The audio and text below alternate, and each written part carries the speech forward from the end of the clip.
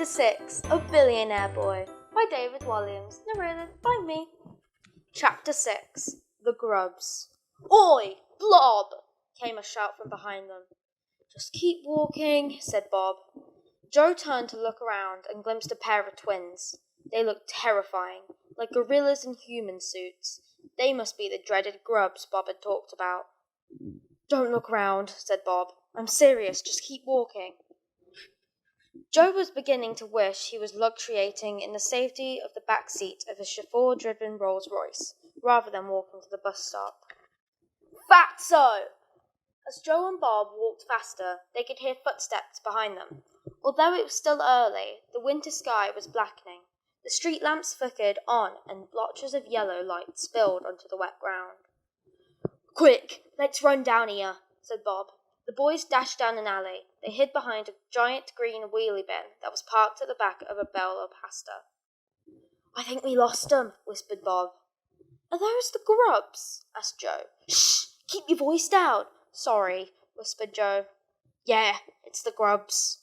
"The ones who bully you?" "That's them. They're identical twins, Dave and Sue Grubb." "Sue? One of them's a girl." Joe could swear that when he turned around and seen the twins follow them, both of them had thick facial hair. "Sue's a girl, yeah," said Bob, as if Joe was some kind of idiot.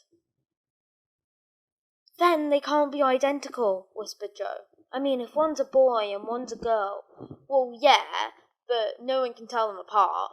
Suddenly, Joe and Bob heard footsteps coming closer and closer. "I can smell fat, boys," came a voice from the other side of the bin. The grubs wheeled the bin away to reveal the two boys crouching behind it. Joe took his first good look at the pair. Bob was right. The grubs were identical. They both had matching crew cuts, hairy knuckles, and mustaches, all of which seemed unfortunate for both of them. "Let's play Spot the Difference with the grubs. Can you spot 10 differences between the two?" "No, you can't. They are exactly the same." A gust of cold wind hummed through the alley. An empty can trundled past the ground. Something twitched in the bushes. "How was the cross-country run without your kit today, Blob?" chuckled one grub. "I knew that was you two," Bob replied angrily. "So, what did you do with it?" "It's in the kennel," chuckled the other. "Now give us your chocolate." Even hearing their voices didn't give us any clue to who was Dave and who was Sue. Both their voices wavered high and low in one sentence. "I'm taking some home for my mum," protested Bob. "I don't care," said the other grub. "Give it us, you little," said the other one. I have to confess, reader, that the bit was a swear word. Other swear words include beep, beep, and of course the incredibly rude beep. If you don't know any swear words, it's best to ask a parent or teacher or other responsible adult to make a list for you. For example, here are some of the other rude words I know. Buttock, crunter, noob, smagger, migmol, clasbo, burp, fedger, nadgers, blimblam, coodriz, trunt, goofer, cladsack, bullmunter, gunga, whizpop, huzzlerut, watter, lopcrock, mooser, fwink, dangle spangles, boola boola, burn mop, opops, lingpoop, twitter, plumefizz, lumfeed, moomers, blamvam, hognots, vugenbit, zucky zuck, sming, kubo drops, pot puddle, congo, bim bim, paffer, doogly-ging, nonky, humbum, ponk, hool, buskers, pum-pum, minker, grunt bump, poob, draz, knocky nooters, luzzer, plim-plam, vart. All of those words are so rude I wouldn't dream of putting them in this book. "Don't pick on him," said Joe. Then he instantly regretted drawing attention to himself, again as the grubs took a step towards him. "Or what?" said either Dave or Sue, their breath toxic from a bag of skips they had recently snatched from a little girl in year 5. Or Joe searched his mind for something that would crush these bullies forever. Or I'll be very disappointed in you both. That wasn't it. The grubs laughed. They snatched what was left of the Cadbury Dairy's milk bar from Bob's hand and then grabbed his arms. They lifted him up, and as Bob yelled for help, they deposited him into the wheelie bin. Before Joe could say anything else, the grubs were stomping off down the road laughing, with their mouths full of stolen chocolate. Joe dragged a wooden crate over, then stood on it to give himself more height. He leaned down into the bin and caught hold of Bob under the armpits. With a great heave, he started to pull his heavy friend out of the bin. "Are you okay?" he asked, as he strained to take Bob's weight. "Oh, yeah, could do less most days," said Bob. He pulled some spaghetti and Parmesan cheese out of his curly hair. Some of it might have been there since the last time the grub twins had deposited him into a bin. "Well, why don't you tell your mom?" "Oh, I don't want her to worry about me. She's got enough to worry about already," replied Bob. "Maybe you should tell a teacher then." "The grub said if I ever told anyone, they would really beat me up. They know where I live, and even if I got expelled, they could still find me," said Bob. He looked like he was about to cry. Joe didn't want to see his new friend upset. "One day, I'll get them back, I will. My dad always used to say the best way to beat bullies is to stand up to them. One day I will." Joe looked at his new friend, standing there in his underwear, covered in scraps of Italian food. He thought of Bob standing up to the grubs. The fat boy massacred. "But maybe there's another way," he thought. "Maybe I can get the grubs off his back forever." He smiled. He still felt bad about paying Bob to come to the last race. Now he could make it up for it. If his plan worked, he and Bob were going to be more than friends. They'd be best friends. Chapter 7. Gerbils on Toast. "I bought you something," said Joe. He and Bob were sitting on the bench in the playground, watching the more agile kids play football. "Just because you're a billionaire doesn't mean you have to buy me anything," said Bob. "I know, but..." Joe bought a large bar of dairy milk out of his bag. Bob's eyes couldn't help but light up a little. "We can share it," said Joe, before snapping off a tiny square of chocolate and breaking that tiny square in half. Bob's face fell. "I'm only joking," said Joe. "Here." He handed Bob the whole bar to himself. "Oh, no," said Bob. "What?" said Joe.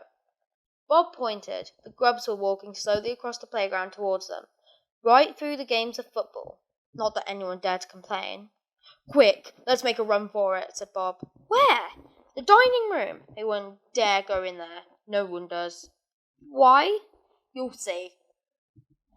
When they burst into the dining room, it was completely empty, aside from a lone dinner lady.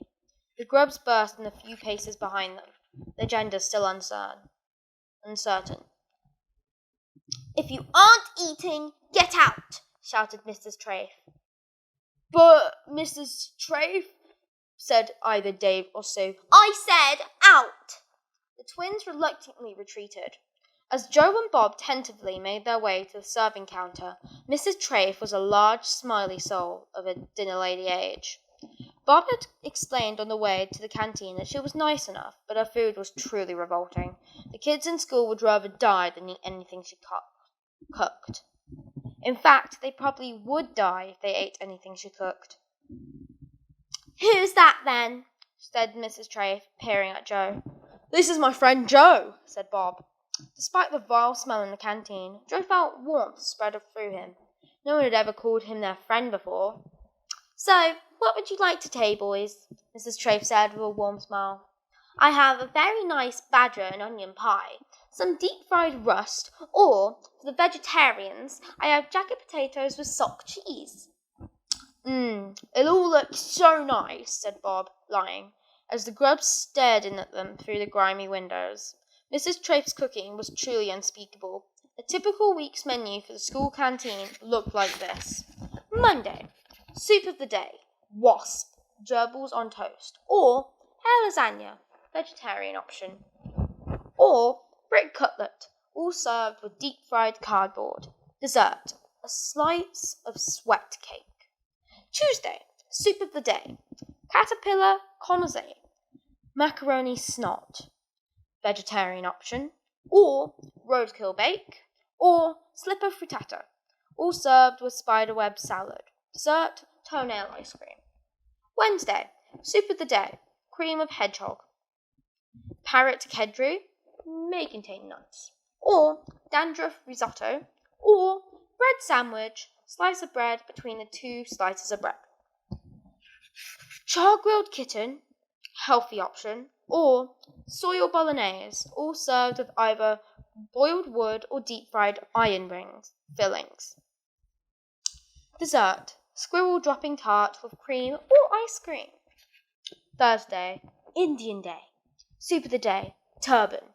To start, paper poppadoms, A4 or A3 sizes with chutney. Main course, wet wipe tandoori, vegan, or muff korma, spicy, or newt vindaloo, very spicy, all served with bogey bhajis. Dessert, a refreshing sand sorbet. Friday, soup of the day, terrapin, pan-fried otter steaks, or owl quiche, kosher, or boiled poodle, not suitable for vegetarians, all served with a slice of gravy. Dessert, moose. Oh, it's so hard to choose, said Bob, desperately scouring the trays of foods with something edible. I think we'll just have the 2 jacket potatoes, please. Is there any chance I could have it without the sock cheese? Pleaded Joe. Bob looked hopefully at Mrs. Trafe. I could sprinkle some earwax shavings if you prefer, or a showering of dandruff, offered Mrs. Trafe with a smile. I think I'll just have it totally plain, please, said Joe. Some boiled mould on the side, perhaps? You are growing boys, offered Mrs. Trafe, wielding a serving spoon of something green and unspeakable. I'm on a diet, Mrs. Trafe, said Joe. Me too, said Bob. That's a shame, boys, said the dinner lady dolefully. I have a smashing dessert on today, jellyfish and custard. My absolute favourite too, said Joe. Never mind. He took his tray to one of the empty tables and sat down. As he put his knife and fork into the potato, he realised that Mrs. Trafe had forgotten to cook it. How are your spuds? Called Mrs. Trafe across the hall. Delicious, thank you, Mrs. Trafe, Joe called back as he pushed his raw potato around the plate. It was still covered in soil, and he noticed a maggot burrowing out of it. I hate it when they aren't too well done. This is perfect. Good, she said. Bob was trying to chew his, but it was so utterly inedible he started crying. Something the matter, boys? Called Mrs. Trafe. Oh, no, it's so delicious that these are tears of joy, said Bob. Drink! Once again, that wasn't your doorbell, reader. That was the bell to signal the end of lunch. Joe let out a sigh of relief. Dinner hour was over. Oh, what a shame, said Joe. We have to go to our maths lesson now. Mrs. Trafe limped over and inspected their plates. He hardly touched them, she said. Sorry, it was just so filling and really, really tasty, though, said Joe. Second Bob, still crying. Well, it doesn't matter. I can put them in the fridge for you, and you can finish them off tomorrow. Joe and Bob shared a horrified look. Really, I don't want you to go to any of the trouble, said Joe. No trouble at all. See you then. And I've got some specials tomorrow. It's the anniversary of the bombing of Pearl Harbor, so it's Japanese Day. I'm doing my armpit hair sushi, followed by tadpole tempura. Boys? I think the grubs have gone, said Bob, as they sneaked out of the canteen. I've just got to use the bog. I'll wait for you, said Joe. He leaned against the wall as Bob disappeared through a door. Usually, Joe would have said that the lavatories were smelly, and he'd have been horrified to have used them, after the privacy of his own en suite bathroom with emperor-sized bath. But the truth was that the toilets didn't smell as bad as the canteen. Suddenly, Joe sensed two figures looming behind him. He didn't need to turn round. He knew it was the grubs. "Where is he?" said one. "He's in the boys' loo, but you can't go in there," said Joe. "Well, not both of you, anyway." "Where's the chocolate bar?" said the other. "Bob's got it," said Joe. "Well, we'll wait for him then," said the grub. The other grub turned to Joe, a deadly look in its eye. "Now, give us £1, unless you want a dead arm, that is." Joe gulped. "Actually, I'm glad I bumped into you guys. Well, guy and a girl, obviously." "Obviously," said Dave or Sue. "Give us £1." "Well, wait," said Joe. "It's just, I wondered if—" "Give him a dead arm, Sue," said Grub, revealing for perhaps the first time which of the twins was male and which was female. But then the grubs grabbed Joe and spun him around, and he lost track again. "No, wait," said Joe. "The thing is, I want to make you two an offer." That's the end of these chapters, folks. If you enjoyed, please do not forget to like and subscribe. And comment down below which book I should read after this one. See you guys in the next chapters. Bye-bye.